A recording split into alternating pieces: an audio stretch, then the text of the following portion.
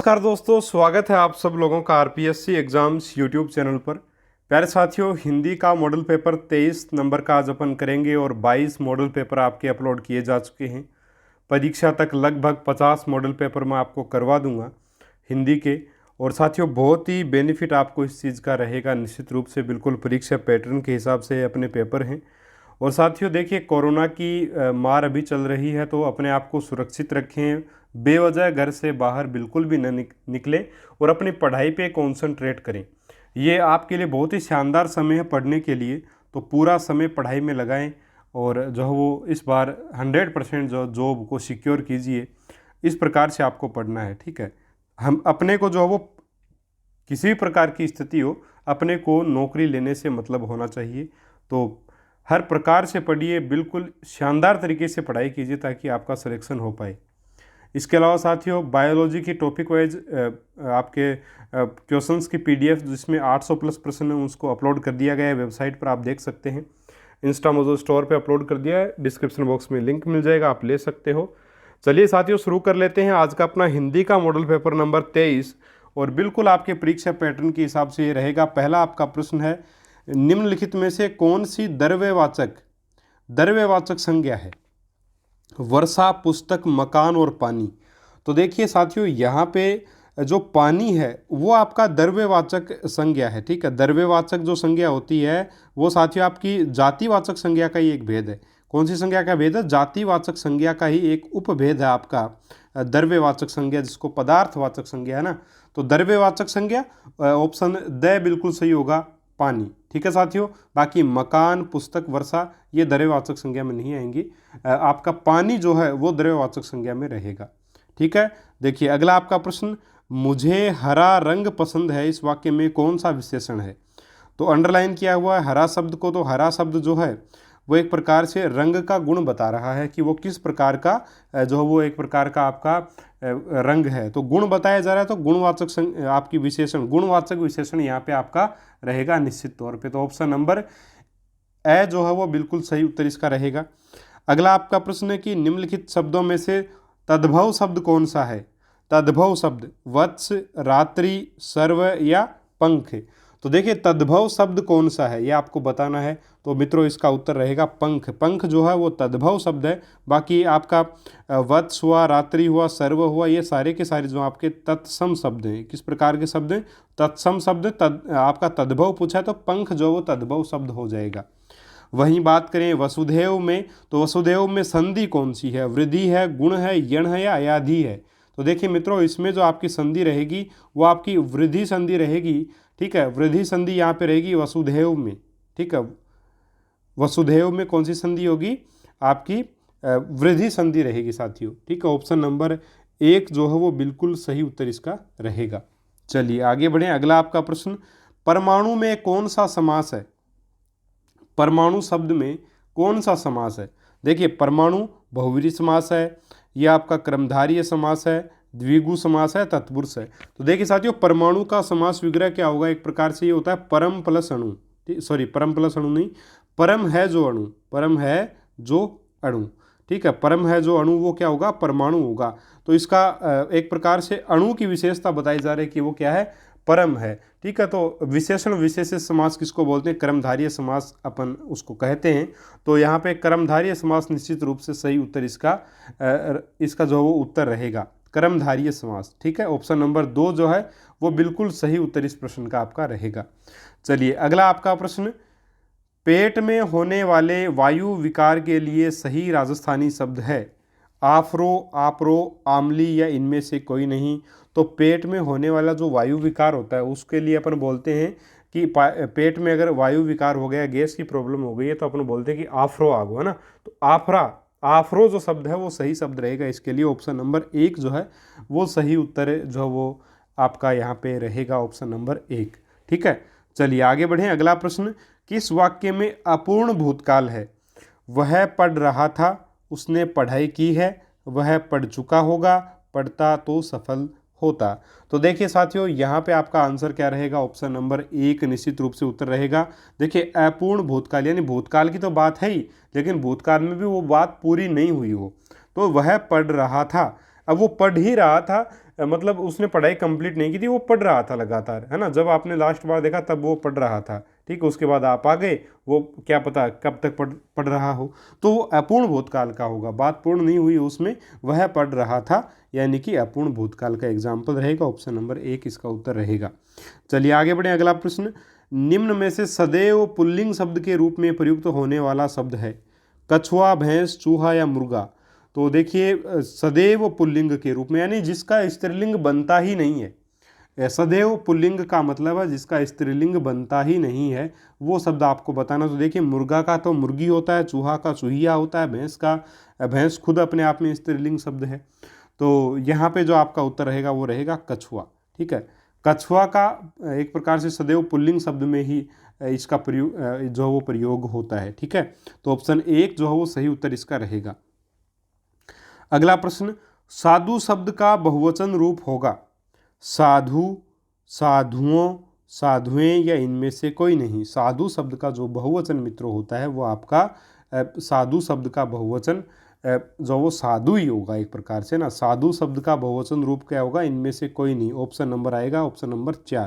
भाई साधु बड़ी ऊ की मात्रा नहीं होगी, साधु शब्द साधु ही रहेगा, है ना। 3 साधु आ रहे हैं, वो साधु आए हैं, है ना। साधु चले गए। तो साधु जो शब्द एक प्रकार से बहुवचन के रूप में भी प्रयुक्त होता है और एक वचन के रूप में भी प्रयुक्त होता है, तो दोनों में प्रयुक्त होता है। तो इसका जो अलग से कुछ नहीं बनेगा, साधु का साधु ही रहेगा, ठीक है। चलिए ऑप्शन नंबर 1 यहाँ पे आपका सही है 9 के प्रश्न में। सॉरी ऑप्शन नंबर आपका 4 सही है, सॉरी 1 बता दिया मैंने गलती से। ऑप्शन नंबर 4 जो वो सही है, साधु का एक वचन भी यही और बहुवचन भी यही, तो इनमें से कोई नहीं आ जाएगा। अगला आपका प्रश्न है कि मानसिक प्रतिकूलताओं से उत्पन्न गहरा दुख कहलाएगा? यातना, विषाद, यंत्रणा या व्यथा? तो मानसिक प्रतिकूलताओं से उत्पन्न गहरा दुख क्या कहलाता है? तो वो साथियों विषाद कहलाता है। आप में सही उत्तर जो रहेगा 10 के प्रश्न में, मानसिक प्रतिकूलताओं से उत्पन्न गहरा दुख क्या कहलाएगा? विषाद, यातना, यंत्रणा या व्यथा? तो विषाद कहलाएगा। ऑप्शन नंबर 2 इसका सही आंसर आपका रहेगा, ठीक है। अगला आपका प्रश्न है, तृतीय श्रेणी में गणित विज्ञान का एक शिक्षक होता है, इस वाक्य में कौन से विराम चिन्ह का प्रयोग किया गया है?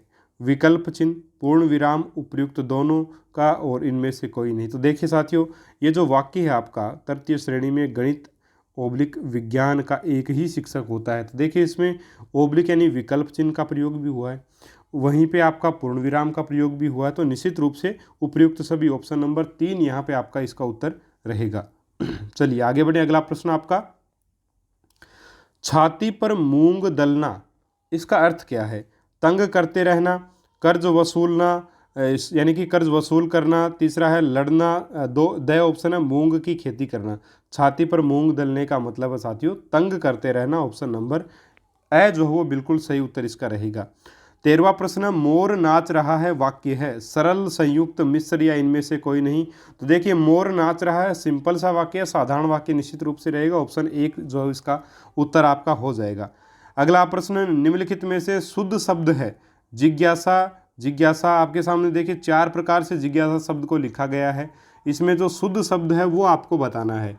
तो यहाँ पे शुद्ध शब्द आपका कौन सा रहेगा? ब ऑप्शन बिल्कुल सही रहेगा, जिज्ञासा शब्द, यानी कि ये बिल्कुल शुद्ध शब्द यहाँ पे आपका माना जाएगा। ऑप्शन नंबर ब जो है वो इसका उत्तर रहेगा। चलिए आगे बढ़ें, अगला आपका प्रश्न, निम्नलिखित में से शुद्ध वाक्य कौन सा है? वाक्य कौन सा शुद्ध है?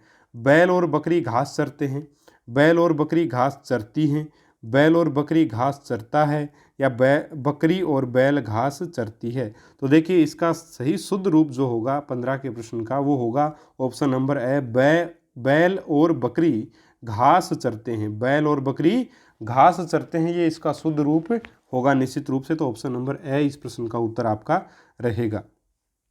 अगला प्रश्न, प्रश्न नंबर 16, इस विधि में मातृभाषा के माध्यम से किसी नवीन भाषा को पढ़ाया जाता है, यह कथन कौन सी विधि संदर्भ में कहा गया है? गठन विधि, प्रत्यक्ष विधि, व्यष्टि की विधि या परोक्ष विधि? तो इस विधि में मातृभाषा के माध्यम से नवीन भाषा को सिखाया जाता है, तो इसका उत्तर होगा परोक्ष विधि, ठीक है। कौन सी विधि? परोक्ष विधि रहेगी, प्रत्यक्ष विधि नहीं रहेगा, परोक्ष विधि इसका सही उत्तर रहेगा। अगला आपका प्रश्न है, जिस प्रकार चित्रकार के लिए तुलिका और फलक वांछनीय है, ठीक उसी प्रकार अथवा उससे भी कुछ अधिक अध्यापक के लिए श्यामपट तथा खड़िया के टुकड़े का महत्व है। ये दोनों वस्तुएं सफल अध्यापक की सतत संगिनी हैं। ये आपका कथन जो वो किसका है? पंडित सीताराम चतुर्वेदी का है, MP मफांत का है, AB वेस्ले का है या रायबर्न का? तो ये जो कथन रहेगा मित्रों, ये आपका रहेगा पंडित सीताराम चतुर्वेदी का। ऑप्शन नंबर 1 सही होगा। थोड़ा सा अलग डेफिनेशन है, क्या पता आ जाए इसलिए ले लिया इसको भी। चलिए ऑप्शन नंबर 1 यहाँ पे आपका सही होगा। अगला आपका प्रश्न है, कविता शिक्षण की प्रश्नोत्तर प्रणाली को और किस नाम से जाना जाता है? व्याख्या प्रणाली, खंडान्वय प्रणाली, शब्दार्थ कथन प्रणाली या व्यास प्रणाली? तो मित्रों इसका जो आंसर रहेगा वो क्या रहेगा? कविता शिक्षण की प्रश्नोत्तर प्रणाली को खंडान्वय प्रणाली के नाम से भी जानते हैं। तो ऑप्शन 2 सही होगा यहाँ पर। अगला आपका प्रश्न, भाषा की दृष्टि से रचना के कितने रूप होते हैं? 2 रूप होते हैं, 3 होते हैं, 4 होते हैं या 5 होते हैं? तो भाषा की दृष्टि से रचना के 2 रूप माने जाते हैं। ऑप्शन नंबर 1 जो है वो बिल्कुल सही उत्तर आपका यहाँ पे रहेगा। 2 रूप, ठीक है। ऑप्शन नंबर 1 सही होगा। अगला आपका प्रश्न, भाषा में निदानात्मक परीक्षण वह परीक्षण है जिसके द्वारा अनुसंधानकर्ता छात्र के भाषागत दोषों को खोजता है जो अपने स्कूल के विषय में सामान्य प्रगति नहीं कर पाते। उपर्युक्त परिभाषा किसके अनुसार है? बायती के अनुसार, सानेल के अनुसार, क्रोनबेक के अनुसार, और ऑप्शन नंबर 4 है S रावत के अनुसार। तो इसमें जो सही कथन रहेगा वो रहेगा आपका सानेल के अनुसार। ये डेफिनेशन किसकी है? सानेल की ये डेफिनेशन मानी जाती है। ऑप्शन नंबर 2 यहाँ पे आपका सही रहेगा। अगला आपका प्रश्न, लिखाई का कार्य पढ़ाई के कार्य से पूर्व शुरू होना चाहिए क्योंकि लिखाई पढ़ाई की अपेक्षा सरल है। लेखन शिक्षण के संदर्भ में यह मत व्यक्त किया है श्रीमती मोंटेंसरी ने, डॉक्टर आत्मानंद मिश्र ने, मिस पार्कहर्स्ट ने या कुक ने? तो देखिए मित्रों ये जो कथन है ये बहुत इंपॉर्टेंट कथन और ये मारिया मोंटेंसरी के द्वारा व्यक्त किया गया है। तो ऑप्शन नंबर 1 जो है वो आपका सही उत्तर आपका यहाँ पे रहेगा। अगला प्रश्न, किसी बड़ी वस्तु के छोटे नमूने को क्या कहते हैं? प्रतिमूर्ति कहते हैं, चित्र कहते हैं, वास्तविक पदार्थ कहते हैं या ग्रामोफोन कहते हैं? तो किसी बड़ी वस्तु के छोटे नमूने को जो है वो क्या कहा जाता है? इसको प्रतिमूर्ति कहा जाता है। ऑप्शन नंबर 1 इसका उत्तर रहेगा।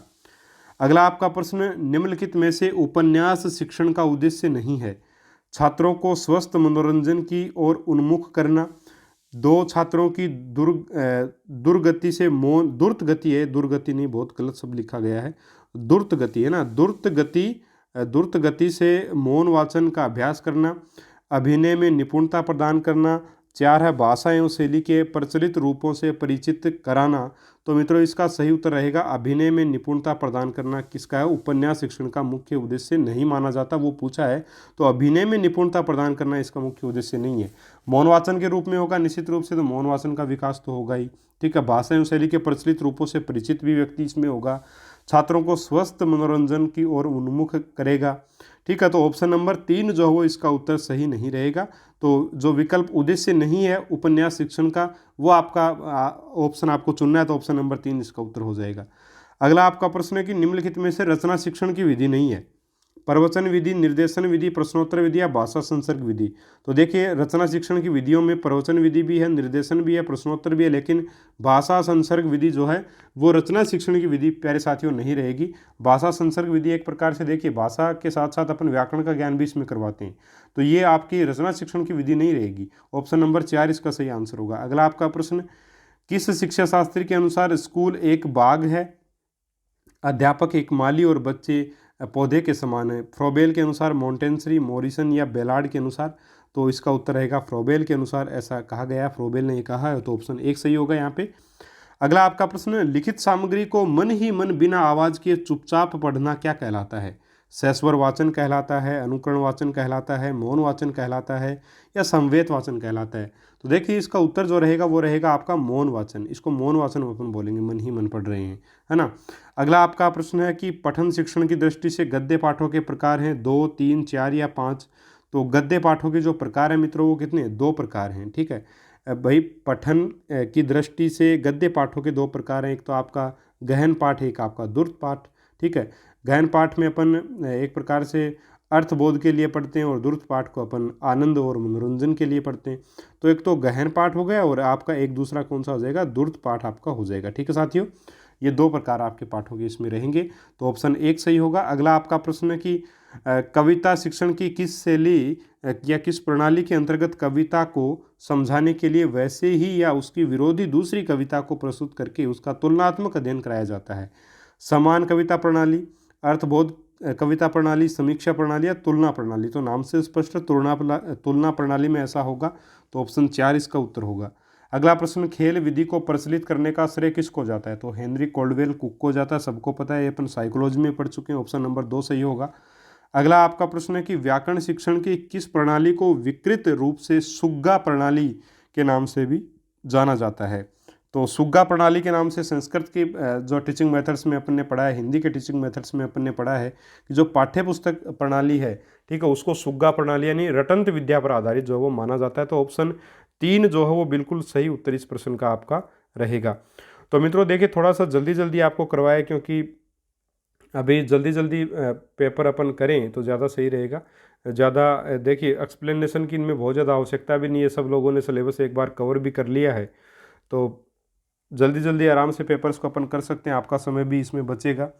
और ये आपके 30 प्रश्न थे हिंदी के, और अगला जो पेपर होगा वो पेपर बिल्कुल इससे भी अच्छा पेपर आपको मैं देने की कोशिश करूँगा। इसमें जो 3-4 आपकी डेफिनेशंस आ गई, तो थोड़ी सी ज़्यादा थी, 1-2 डेफिनेशन आती है ज़्यादा से ज़्यादा, लेकिन 3-4 डेफिनेशन इसमें थी। तो इसमें जो भी डेफिनेशन आपको नहीं आती उसको थोड़ा आप देख लीजिएगा, नोट कर लीजिएगा, और आपको फ़ायदा इसमें, नुकसान नहीं है। तो इसमें से आपके कितने अंक आए हैं ये आप ज़रूर कमेंट करके बताएं, और किसी प्रश्न में डाउट है तो वो भी आप डाल सकते हैं। मिलेंगे साथियों अपन अगले वीडियो में एक और शानदार मॉडल पेपर के साथ, और जो साथी नए हैं चैनल के ऊपर वो सब्सक्राइब कर सकते हैं चैनल को, और निश्चित रूप से उनको इस चीज़ का बेनिफिट मिलेगा। मिलेंगे साथियों अपन अगले वीडियो में एक और शानदार मॉडल पेपर के साथ। तब तक के लिए नमस्कार, जय हिंद, जय भारत।